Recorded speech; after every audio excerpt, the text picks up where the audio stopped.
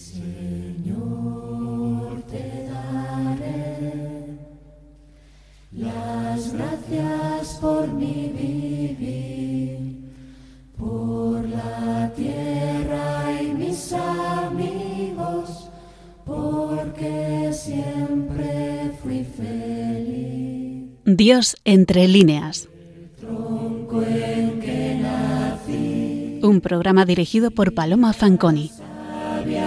Que encontré y los brotes que nacieron portadores de tu fe. Buenas tardes, queridos oyentes de Radio María.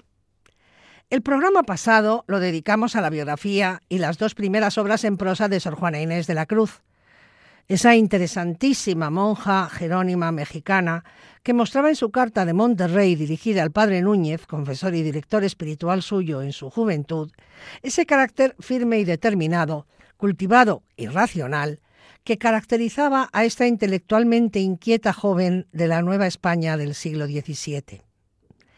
Y hoy continuamos con su obra en prosa y abordamos en primer lugar la llamada Carta Atenagórica. Es una carta de la madre Juana Inés de la Cruz, religiosa del convento de San Jerónimo de la Ciudad de México, en que hace juicio de un sermón del mandato que predicó el reverentísimo padre Antonio de Vieira de la Compañía de Jesús en el Colegio de Lisboa. Señala en el prólogo a la edición de la obra Guillermo Schmidhuber de la Mora, al que, como saben, seguimos y cuya edición está a disposición de todo el mundo en el Cervantes virtual, en Internet. En 1690, Sor Juana criticó las ideas del jesuita portugués Antonio Vieira, quien había pronunciado un afamado sermón, el llamado Sermón del Mandato, en Lisboa, en la Capilla Real, a mediados del siglo XVII, y luego publicado en portugués y castellano. Alguien le pidió a la monja que escribiera su parecer sobre cuál era el mayor don que Dios le había dado a la humanidad. Vieira afirmaba que era la caridad, pero Sor Juana concluyó que era la libertad de amar a Dios o no amarlo. El manuscrito de Sor Juana circuló y algunos pensaron que era un ataque a la orden jesuítica, porque Vieira era jesuita y el arzobispo Francisco Aguilar y Seijas era gran amigo de la Compañía de Jesús y admirador de la espiritualidad del padre Vieira. El obispo de Puebla, Manuel Fernández de Santa Cruz, inusitadamente, publicó el manuscrito de Sor Juana con el nombre de Carta Atenagórica, título que hace referencia al famoso apologeta griego, Atenágoras, del siglo II, quien, ya convertido al cristianismo, escribió una de las más bellas apologías de la primera cristiandad, que es la Súplica a favor de los cristianos. El obispo Fernández de Santa Cruz escondió su nombre bajo el seudónimo de Sor Filotea e incluyó en la publicación una carta en la que pedía a Sor Juana que se dedicara con más ahínco a lo divino. ¿Por qué lo hizo el obispo? ¿Para intentar salvarla o para hundirla? Hoy suponemos que fue para invitarla a estudiar teología, como lo prueba la Carta de Puebla, que es la respuesta del obispo a la respuesta a Sor Filotea de la Cruz. En su sermón del mandato, el padre Vieira había elaborado sobre lo sucedido el Jueves Santo, según informan los evangelios de la Semana de Pasión, su escrito, ¿no? Y al discutir sobre cuál ha sido la mayor fineza de Cristo, el propio padre Vieira propuso que fue lavar los pies a los discípulos. Además, niega las ideas planteadas al respecto por tres de los santos padres más respetados, que son San Agustín de Hipona, Santo Tomás del Kempis y San Juan Crisóstomo. En la Carta Atenagórica, Sor Juana examina y niega las 4 proposiciones anteriores y la misma monja propone su opinión. El no hacer fineza es la mayor fineza, y así juzgó ser esta la mayor fineza que Dios hace por los hombres, es decir, la mayor fineza de Cristo es respetar el libre albedrío del género humano. Pero sin duda, de los escritos en prosa de Sor Juana, aparte de la carta atenagórica, el más importante es la respuesta a Sor Filotea de la Cruz. Vamos a ver, fíjense que cuando vimos el programa pasado la carta de Monterrey, ¿no? la que le dirige al padre Núñez, ya afirmaba el respeto al libre albedrío por parte de Dios, nuestro Señor, hacia los hombres, ¿no? Y hacia ella misma, claro, hacia el ser humano. Ahora en la carta atenagórica lo fundamenta. Porque esto era una convicción inmensa, de una convicción firmísima de Sor Juana, y efectivamente es muy difícil saber cuál es la mayor fineza, porque Dios tiene todo el rato finezas con los hombres, pero emociona el respeto a la libertad, el respeto a la libertad humana, al libre albedrío. Esto en nuestra doctrina católica es verdaderamente emocionante por parte de nuestro Creador. Por eso teníamos que hablar un poco, aunque levemente, por cuestiones de tiempo, ¿no?, de la carta atenagórica. Más importante desde el punto de vista personal, repito, es la respuesta a Sor Filotea de la Cruz. Según señala un gran estudioso del siglo de oro español, Elías Rivers, dice: es la obra maestra de la prosa de Sor Juana.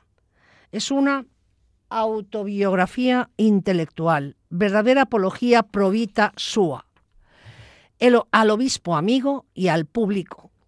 Explica a la monja que ha evitado la teología como materia más peligrosa que las letras profanas y que no ha querido escribir ni enseñar, sino leer, estudiar y aprender. Cuenta cómo aprendió a leer muy niñita, recuerdan ustedes, eso lo hemos comentado ya, y cómo ha seguido siempre con la misma vocación, sabiendo que las verdades humanas la ayudarán eventualmente a entender mejor la verdad divina. Nos explica lo solitaria y difícil que ha sido esta carrera en lucha contra muchos obstáculos sociales, tanto accidentales como deliberados, obra de amigos bien intencionados y de enemigos envidiosos. Nos da una íntima comprensión de su pasión intelectual que no la deja en paz ni guisando en la cocina ni durmiendo en la cama, pues incluso en sus sueños funciona su curiosa imaginación. Se defiende con el ejemplo de otras mujeres intelectuales y santas, que todos los grandes herejes han sido hombres, no mujeres, que al escribir versos no es pecado, pues también hay poesía en la Biblia. Es en suma una admirable defensa de la vida intelectual de la mujer cristiana, que dentro de la tradición hispánica tiene un fuerte patetismo trágico. Hasta aquí, Rivers.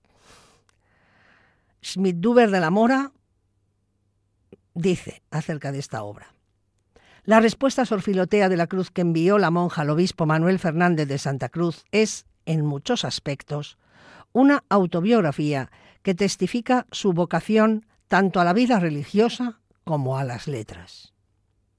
El influjo de la carta de Sor Filotea de la Cruz fue provocador y logró con su afán inquietar a la monja y darle arrestos para expresarse en su respuesta. Tanto que esta misiva es el documento más revelador que tenemos de Sor Juana. Su vida y su verdad interior quedaron expuestas sin disimulo. Hay que aclarar que había antecedentes muy cercanos en el tiempo y el espacio de la utilización de ese nombre en Puebla. Peregrinación de Filotea al Santo Templo y Monte de la Cruz, en el año 1659, es un texto ascético de Juan de Palafox y Mendoza, tercer obispo anterior a Fernández de Santa Cruz, quien lo había escrito a imitación del opúsculo de San Francisco de Sales, Cartas a Filotea, redactado en francés, también conocido bajo el título de Vita Devota. Aunque el nombre se refiere a quien lee la carta y no al que la escribe, de este texto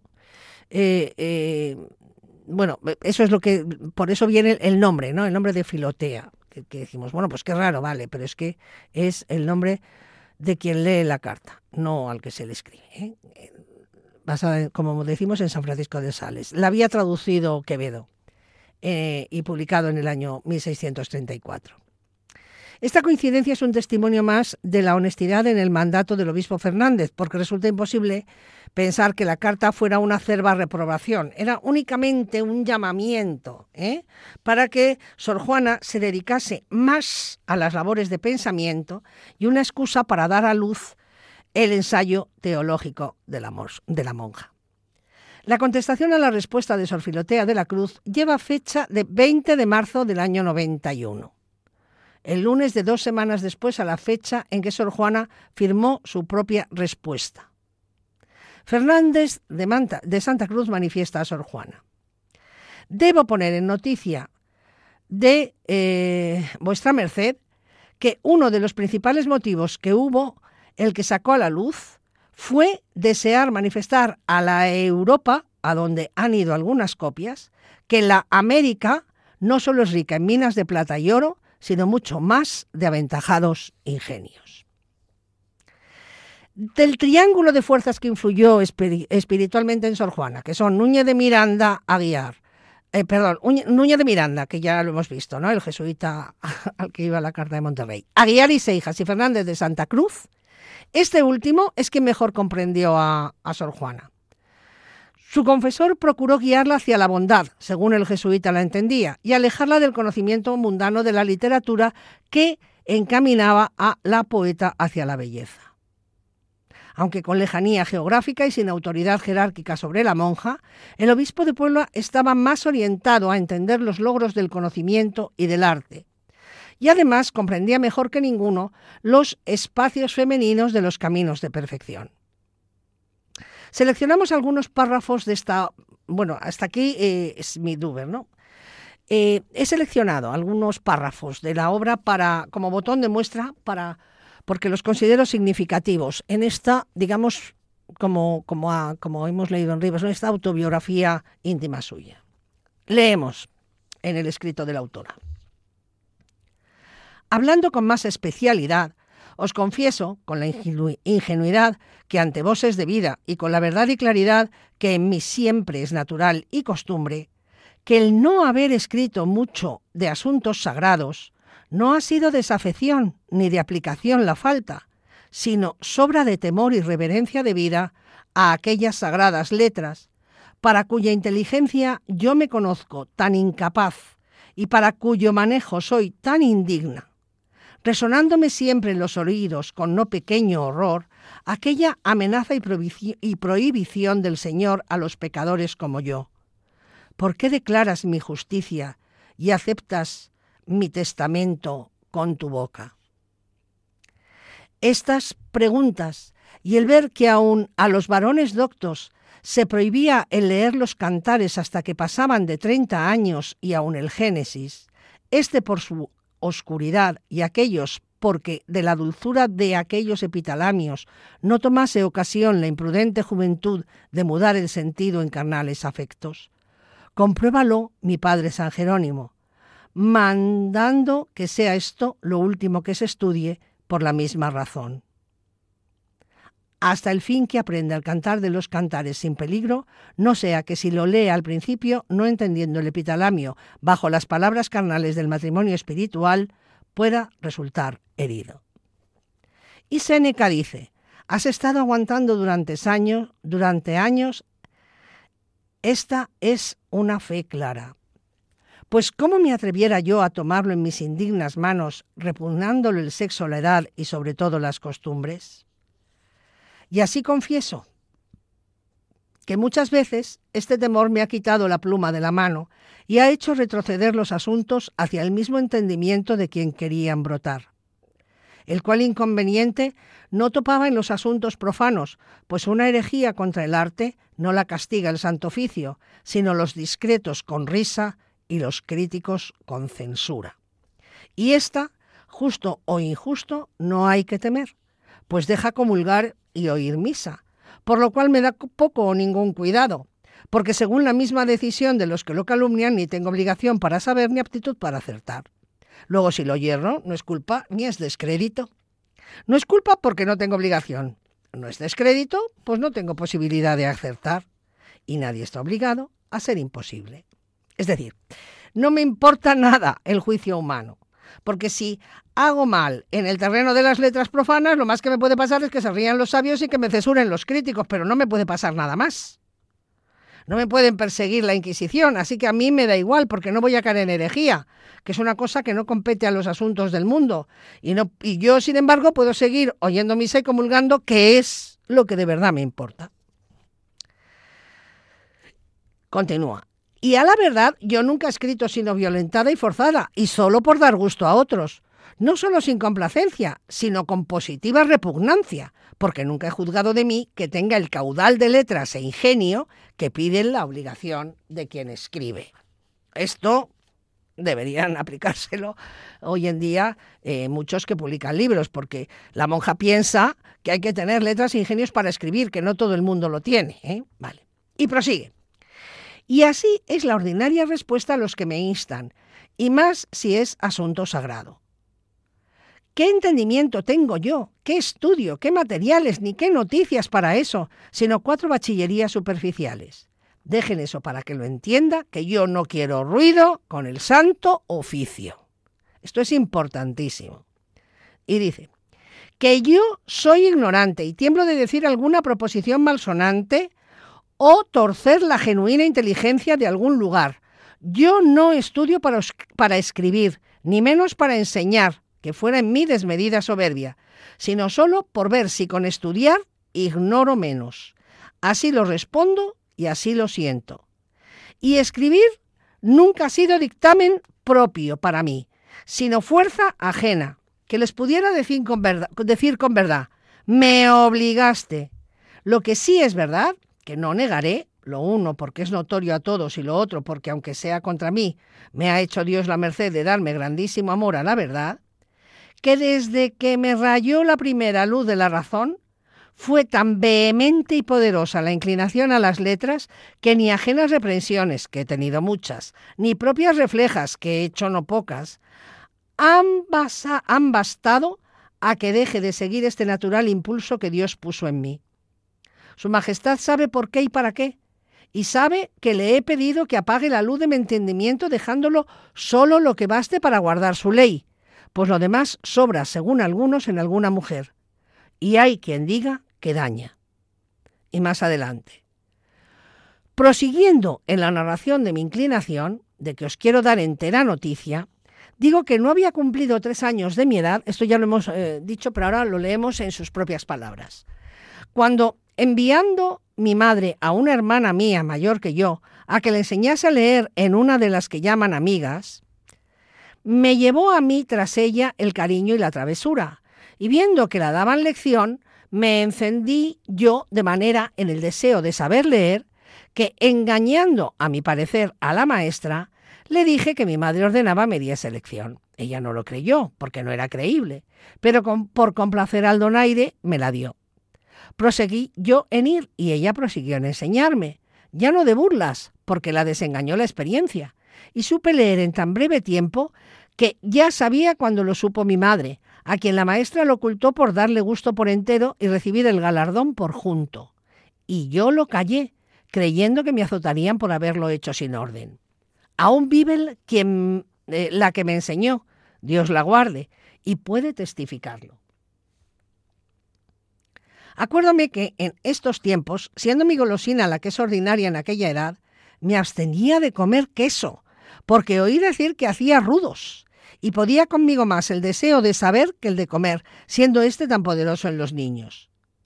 Teniendo yo después como 6 o 7 años y sabiendo ya leer y escribir con todas las otras habilidades de labores y costuras que deprenden las mujeres, oí decir que había universidad y escuelas en que estudiaban ciencias en México. Y apenas lo oí cuando empecé a matar a mi madre con instantes e importunos ruegos sobre que, mudándome el traje, me enviase a México en casa de unos deudos que tenía para estudiar y cursar la universidad. Ella no lo quiso hacer e hizo muy bien, pero yo despiqué el deseo en leer muchos libros varios que tenía mi abuelo, sin que bastasen castigos ni reprensiones a estorbarlo. De manera que cuando vine a México se admiraban no tanto del ingenio cuanto de la memoria y noticias que tenía en edad que parecía que apenas había tenido tiempo de aprender a hablar. Empecé a deprender gramática, en que creo no llegaron a 20 las lecciones que tomé, y era tan intenso mi cuidado que siento así que en las mujeres, y más en tan florida juventud, es tan apreciable el adorno natural del cabello, yo me cortaba de él.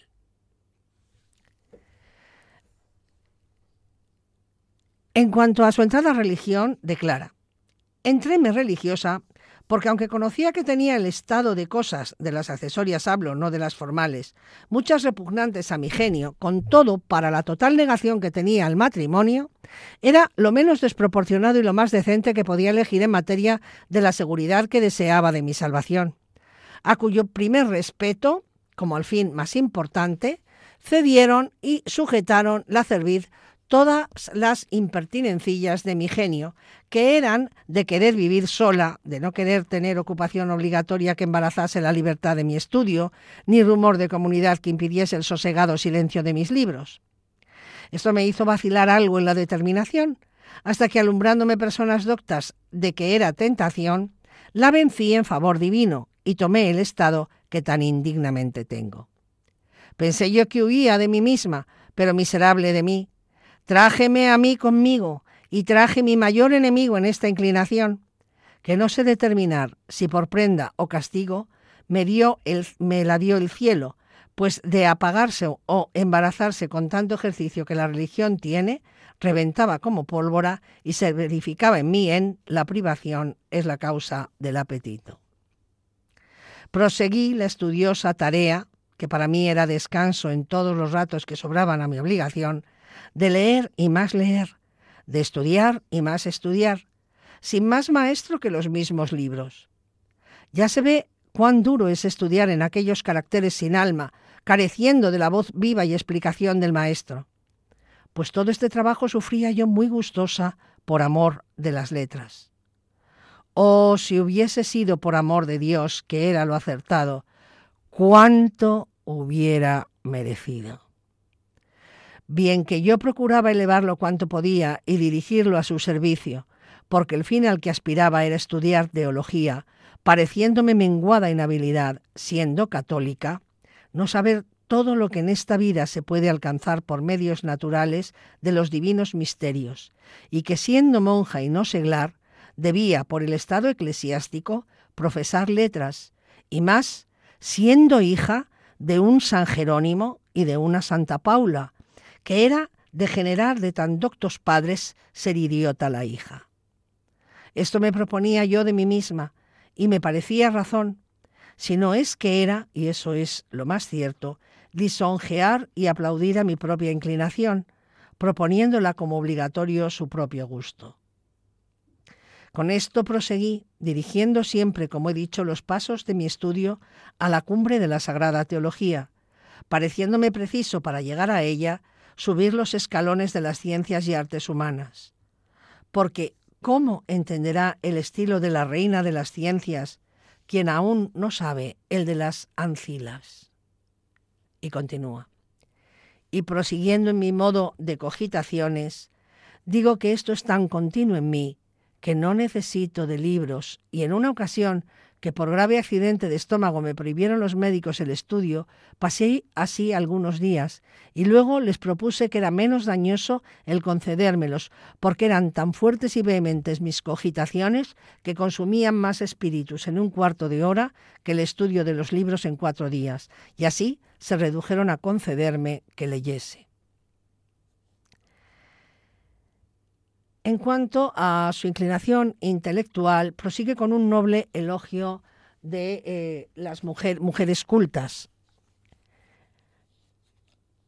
Y lo hace de la siguiente manera.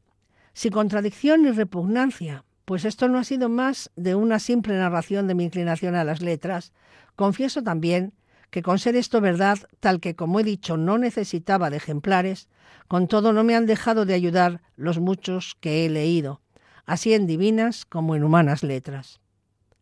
porque veo a una Débora dando leyes, así en lo militar como en lo político, y gobernando el pueblo donde había tantos varones doctos. Veo una sapientísima reina de Saba, tan docta que se atreve a tentar con enigmas la sabiduría del mayor de los sabios, sin ser por ello reprendida, antes por ello será juez de los incrédulos. Veo tantas y tan insignes mujeres, unas adornadas del don de profecía como Abigail, otras de persuasión como Esther, otras de piedad como Rahab, otras de perseverancia como Ana, madre de Samuel, y otras infinitas en otras especies de prendas y virtudes. Prosigue con un elogio de mujeres de la historia de la gentilidad, ¿no? Aspasia, Milesia, Zenobia, Arete, Nicóstrata, y continúa.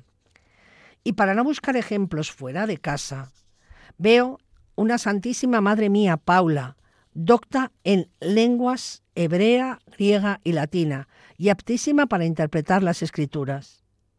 Y qué más que siendo su cronista un máximo Jerónimo. Apenas se hallaba el santo digno de serlo, pues con aquella viva ponderación y enérgica eficacia con que sabe explicarse dice: si todos los miembros de mi cuerpo fuesen lenguas, no bastarían a publicar la sabiduría y virtud de Paula. Las mismas alabanzas le mereció Blesila, viuda, y las mismas la esclarecida virgen Eustoquia, hijas ambas de la misma santa, y la segunda tal que por su ciencia era llamada prodigio del mundo. Fabiola, romana, fue también doctísima en la Sagrada Escritura. Proba Falconia, mujer romana, escribió un elegante libro con centones de Virgilio, de los misterios de nuestra santa fe. Nuestra reina dona Isabel, mujer del 10º Alfonso, es corriente que escribió de astrología, sin otras que omito por no trasladar lo que otros han dicho, que es vicio que siempre he abominado. Pues en nuestros tiempos está floreciendo la gran Cristina Alejandra, reina de Suecia, tan docta como valerosa y magnánima, y las excelentísimas señoras duquesa de Aveiro y condesa de Villaumbrosa. En cuanto a la formación de las mujeres, o sea, he hecho este elogio, ¿no? Propone que sean las mujeres mayores las que lo hagan y no los varones. De manera que leemos: oh, cuántos daños se excusaran en nuestra república si las ancianas fueran doctas como Leta y que supieran enseñar como manda San Pablo y mi padre San Jerónimo.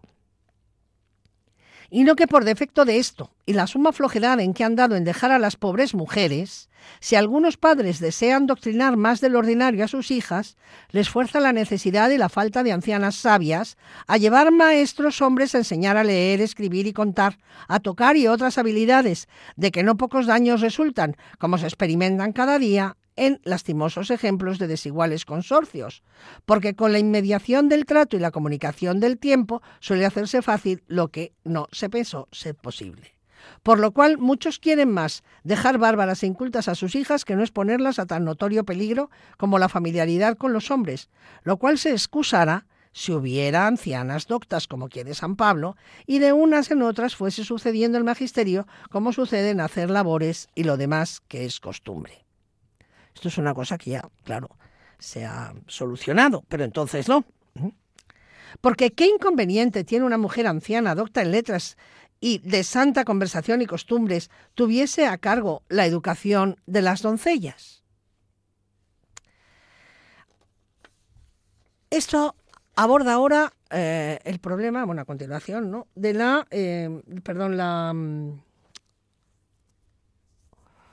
el tema de la creación poética, ¿no? De la poesía de Sor Juana hablaremos otro día, pero ella desde luego es quizá la parte de su creación literaria que más la ha perpetuado y que más fama le dio. Entonces, acerca de su faceta de poetisa, escribe: pues si vuelvo los ojos a la tan perseguida habilidad de hacer versos, que en mí es tan natural que aún me violento para que esta carta no lo sean y pudiera decir aquello de lo que sea que estaba tratando de decir estaba mal, viéndola condenar a tantos, tanto y acriminar, he buscado muy de propósito cuál sea el daño que puedan tener y no le he hallado. Antes sí los veo aplaudidos en las bocas de las sibilas, santificados en las plumas de los profetas, especialmente del rey David, de quien dice el gran expositor llamado Padre mío, dando razón de las mensuras de sus metros, a la manera de Flaco y Píndaro, ora corre en jambo, ora finge ser un arquero, ora se hincha con una sáfica, ora entra a medias. Los más de los libros sagrados están en metro, como el Cántico de Moisés y los de Job, dice San Isidoro en sus etimologías que están en verso heroico. En los epitalamios los escribió Salomón, en los trenos Jeremías, y así dice Casiodoro, cada expresión poética tuvo su origen en las divinas escrituras, pues nuestra Iglesia Católica no solo no los desdeña, mas los usa en sus himnos y recita los de San Ambrosio, Santo Tomás y San Isidoro, entre otros.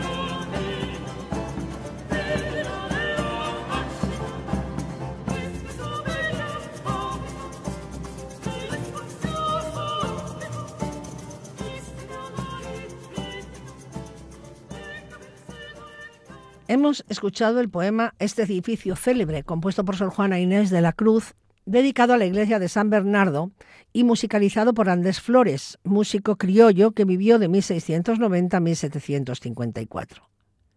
Están ustedes sintonizando Radio María, el programa Dios entre líneas. Les habla Paloma Fanconi.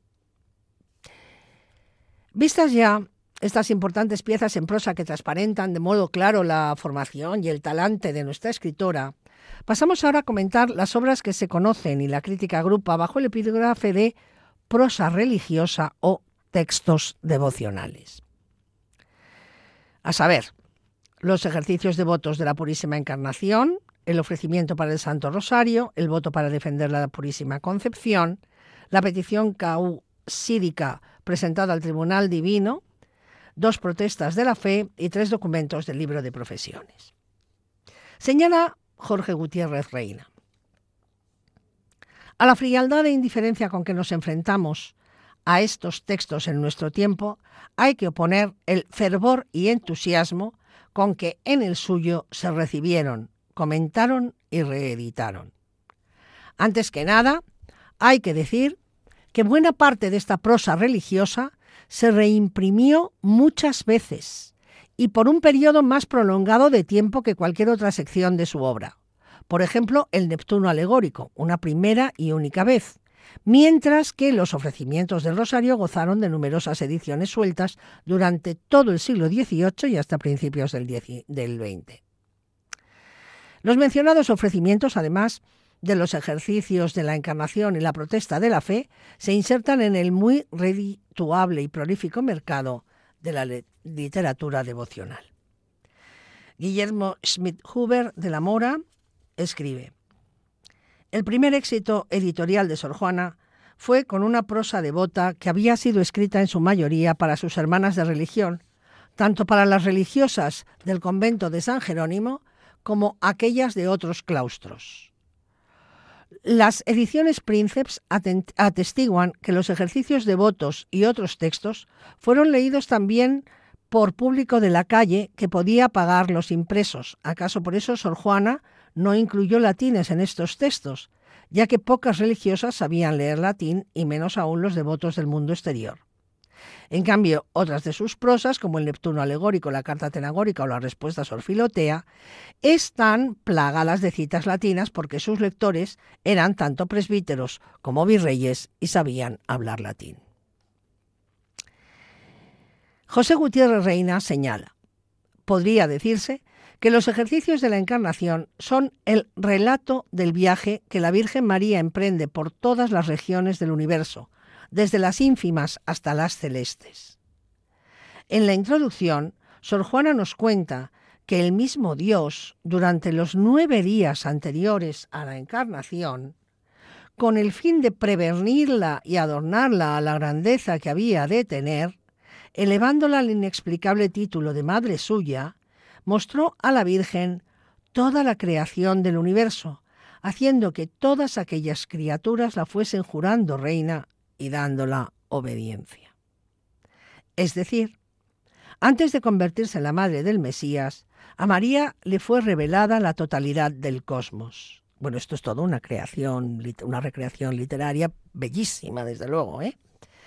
Cuanto ha sido, es y será. La finalidad de estos ejercicios es preparar espiritualmente a las monjas durante los 9 días previos para recibir la fiesta de la Encarnación, o sea, aquel en que se rememora el momento en que Cristo comenzó a gestarse en el vientre de la Virgen. Para cada uno de estos 9 días, el texto destina 3 apartados. En el primero, bajo el rubro de meditación, Sor Juana describe la región del universo que a la Virgen se le revela. La descripción está estructurada según el Génesis. A cada uno de los primeros 6 días de los ejercicios le corresponde un día de la creación y las respectivas criaturas que en él fueron concebidas. Durante los 3 días restantes, María conoce una a una las jerarquías angélicas. Es sobre todo en esta primera sección de cada día de los ejercicios donde Sor Juana hace gala de una prosa espléndida, insospechada en una obra de este tipo. Las otras 2 secciones en que se divide cada uno de los 9 días reciben los títulos de ofrecimiento y ejercicios. En la primera, Sor Juana incita a sus hermanas a solicitar de Dios y de su madre algunas virtudes como la humildad o la sabiduría. Y la última sección tiene que ver con la práctica. La autora aconseja a sus hermanas realizar acciones purificadoras como rezar ciertas oraciones, dar limosna, dejar de comer o mortificarse, si pudiere. Por su parte, los ofrecimientos del rosario u ofrecimientos de los dolores están destinados a guiar y acompañar un rosario de 15 misterios que debe rezarse específicamente el Viernes Santo. De hecho, esta obra de Sor Juana está fuertemente emparentada con el rezo que hoy se conoce como Via Matris, suerte de versión paralela del Via Crucis, enfocada no en los padecimientos de Cristo, sino en los de su madre, Camino del Calvario. De ahí que, al igual que el Via Crucis, estos ofrecimientos consten no de 15 estaciones, pero sí de 15 misterios en torno a los dolores que atraviesan el corazón de María cuando sube junto a su hijo por las veredas del Gólgota, cuando desanda esas mismas veredas luego de la crucifixión y cuando medita en su soledad durante los 3 días que transcurren entre la muerte y la resurrección. Es de notar que la Virgen, tras la muerte de su hijo, padece una serie de dolores a priori. Le pesan los que habrán de morir sin bautismo, los herejes, los cristianos réprobos. Cosas, pues, que para entonces no han ocurrido, pero que ella conoce, porque como ya se vio en los ejercicios de la Encarnación, antes le ha sido revelada la totalidad. Con vuestra infusa sabiduría, le dice Sor Juana, sentíais todo el daño de los hombres que estaban por nacer. Los ejercicios devotos para los 9 días antes de la purísima encarnación del Hijo de Dios, Jesucristo nuestro Señor, empiezan con una dedicatoria a la emperatriz con mayúscula, la Virgen, que dice así: Suprema de los ángeles, reina soberana de los cielos, absoluta señora de todo lo criado. El dedicar esta obra a vuestros reales y sagrados pies, bien sabéis vos que no es ofrenda solo voluntaria, sino también restitución de vida, por ser vuestra antes que mía, no solo por lo sagrado del asunto, sino porque vos, princesa inmaculada, os servisteis de inspirar a algunas almas vuestras devotas que me mandasen disponer con que no le queda de mías sino la rústica corteza y el torpe estilo en que va escrita. De lo cual pido perdón a vuestra maternal clemencia, no tanto por la dureza de lo discurrido, como por la tibieza de la flojedad de lo meditado, y de haber tenido osadía de tomar vuestros altos misterios y el testamento sacrosanto de vuestro Hijo y Señor nuestro en mi inmunda boca y en mi baja pluma. Y así os suplico, oh medio y puerta de la misericordia de Dios, que no pongáis vuestros piadosísimos ojos en mis defectos, sino en el fruto de estos ejercicios, que de estos ejercicios puedan sacar los prójimos, si vos lo perfeccionáis, fervorizando los corazones de vuestros devotos, para que los ejerciten con el espíritu que a mí me falta, a mayor aprovechamiento de las almas, honra vuestra y gloria de vuestro precioso Hijo, con quien reináis por toda la eternidad. Y continúa con una introducción al intento. En estos 9 días antes de la amorosa y nunca bastantemente agradecida encarnación del Verbo, en las purísimas entrañas de María Santísima concebida sin mancha de pecado original, la venerable Madre María de Jesús cuenta los inefables favores que su Majestad Divina hizo a su escogida y carísima Madre para prevenirla y adornarla a la grandeza que había de tener, elevándola al inexplicable título de Madre suya. A modo de ejemplo, bueno, y así continúa, ¿no?, la dedicatoria. Y a modo de ejemplo reproducimos el primer ejercicio. Y es el siguiente. Dice, día primero, que será a 16 de marzo. Entonces, la primera parte, como hemos dicho, meditación. Y dice así el día primero. Crió Dios en principio el cielo y la tierra. Y este primero día crió esta hermosa primicia de las criaturas diciendo, hágase la luz, y dividióla de las tinieblas, poniéndole por nombre día, porque vio que era buena. Esta fue la primera criatura que hizo que en estos 9 días diese la obediencia a su purísima Madre, reina de la luz, y luz más refulgente, sin las tinieblas del pecado. Si la luz es vasalla de María Santísima, y ésta no pudo sufrir la compañía de las tinieblas, y Dios la segregó y apartó de ellas, haciéndola de naturaleza incompatible con su oscuridad, ¿cómo la reina de las luces y de todo lo criado pudo jamás compadecerse con la oscura tiniebla de la original culpa?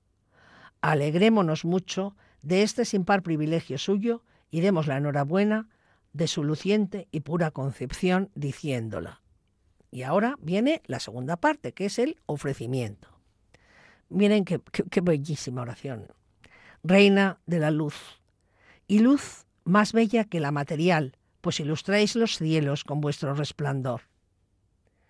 Ilustrad nuestras almas con vuestros dones, y pues sois la más cercana a la luz indeficiente e inaccesible de la divina esencia, alcanzadnos un rayo de ella que ilumine nuestros entendimientos, para que sin las tinieblas de la humana ignorancia contemplemos las cosas celestiales.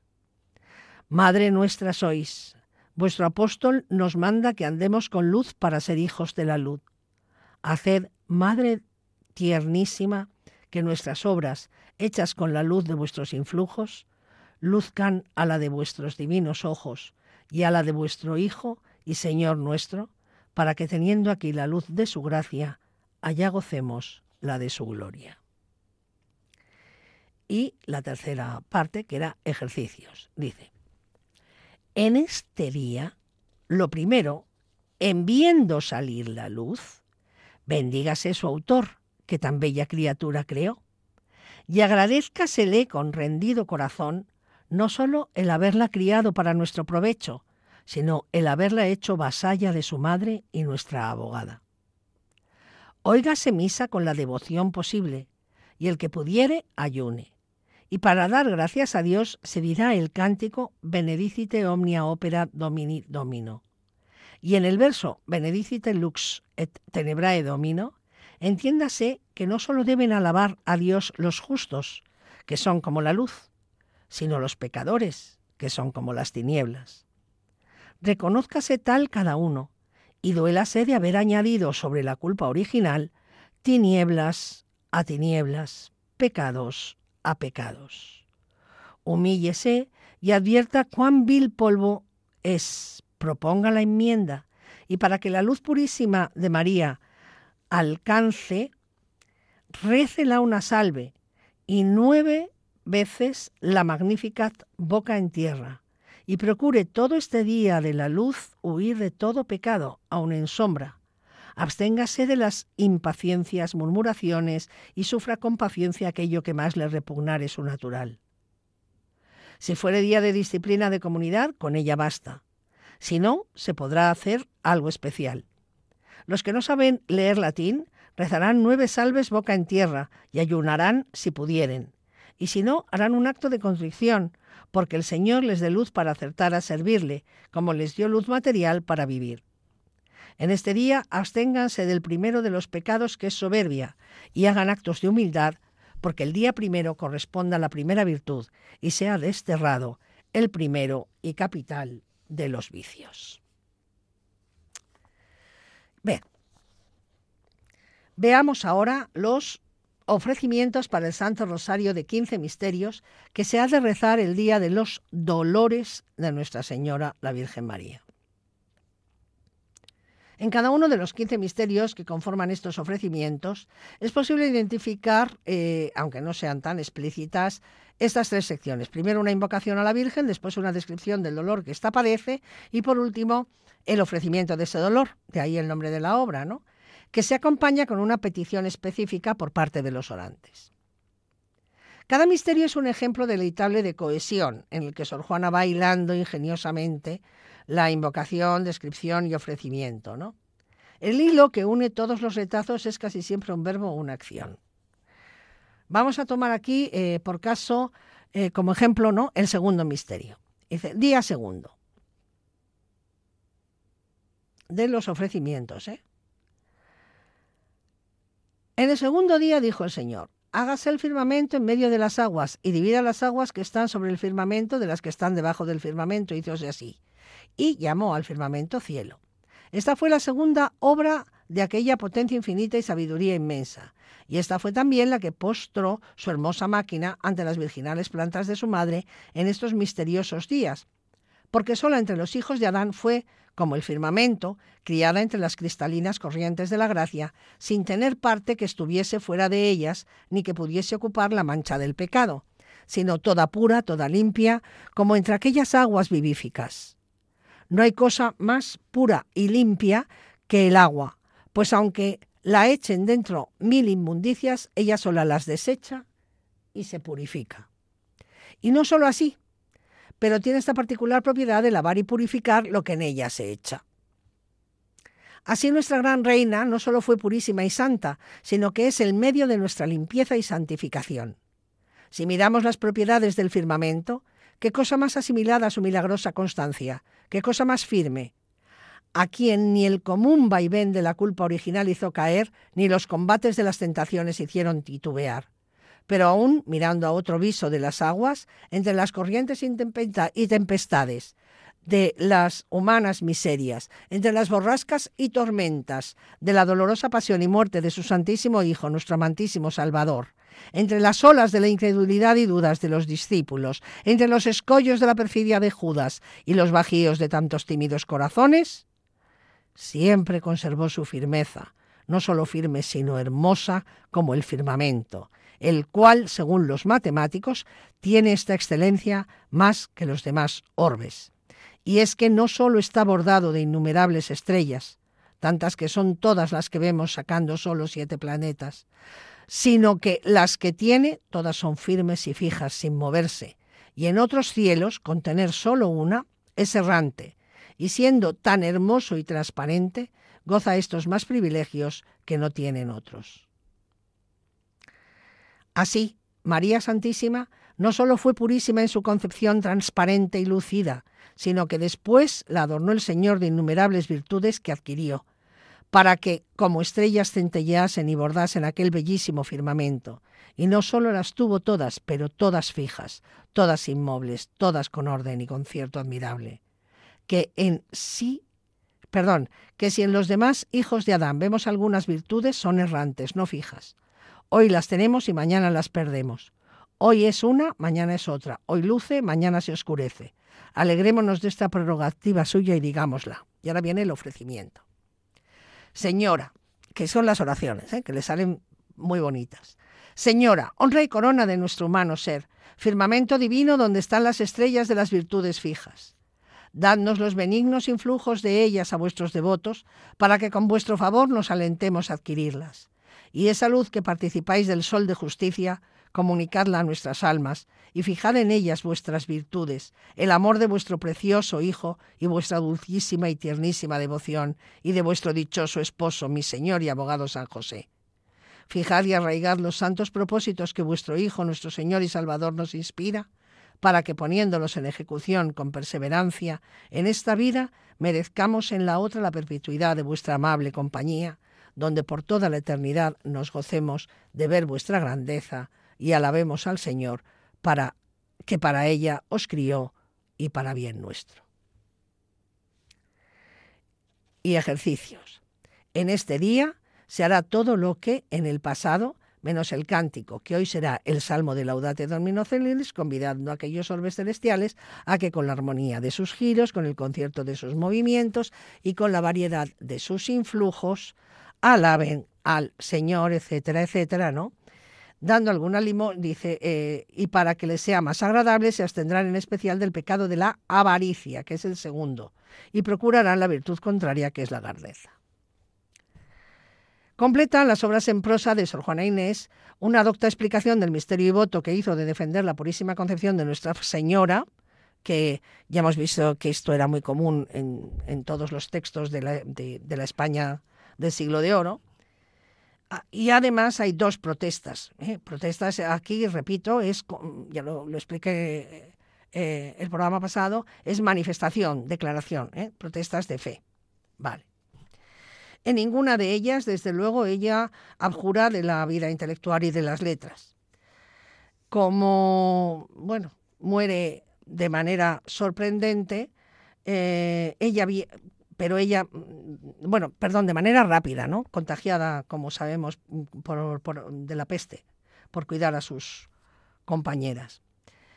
De manera que dicen sus biógrafos que le fue concedido su deseo expreso de vivir y morir en esta fe y dar 1000 vidas que tuviera y derramar toda la sangre que hay en mis venas por ella.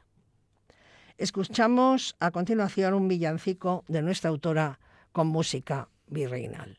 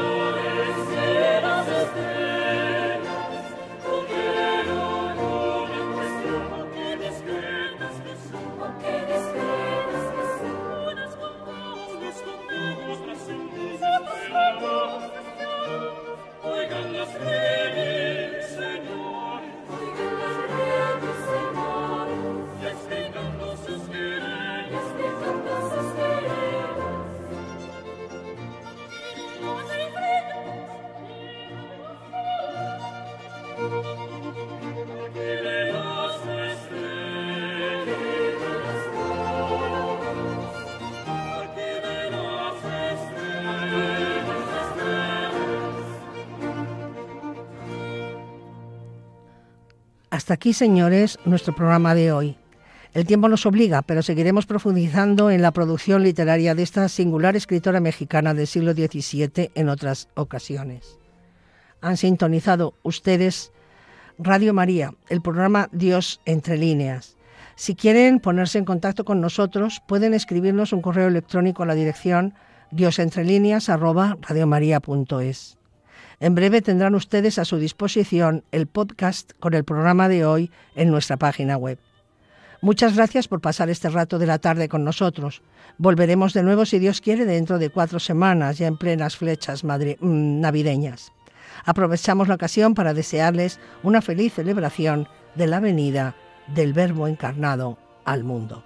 Se despiden de ustedes Paloma Fanconi. Señor, te daré las gracias por mi vivir, por la tierra y mis amigos, porque siempre fui feliz. Dios entre líneas. El tronco en que nací, Un programa dirigido por Paloma Fanconi. sabía que encontré, y los brotes que nacieron